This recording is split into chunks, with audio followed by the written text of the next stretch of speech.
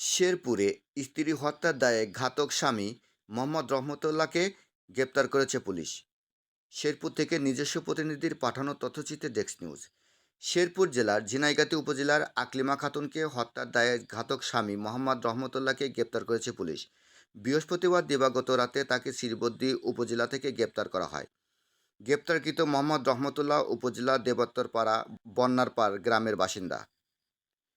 Police ও স্থানীয় সূত্রে জানা যায়, প্রায় ১৩-১৪ বছর আগে উপজেলার দেবত্তরপাড়া বন্যারপাড় গ্রামের রহমতুল্লাহর সঙ্গে পাগলার মুখ গ্রামের আকলেমা বেগমের বিয়ে হয়।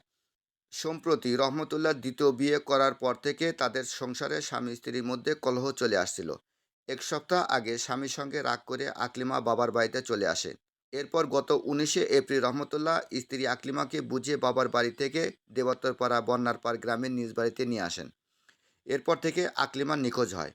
পরে বৃহস্পতিবার দুপুরে উপজেলার দেবত্তরপাড়া বন্যারপাড় এলাকায় একটি বাড়ির সেফটি ট্যাঙ্ক থেকে দুর্গন্ধসহ সেখানে মাছি উঠতে থাকলে বিষয়টি এলাকাবাসীর নজরে আসে।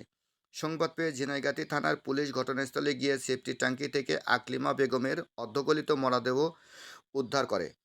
নিহত গৃহবধূ আকলিমা উপজেলার পাগলারমুখ গ্রামের আব্দুল হাকিমের মেয়ে ও দুই সন্তানের জননী।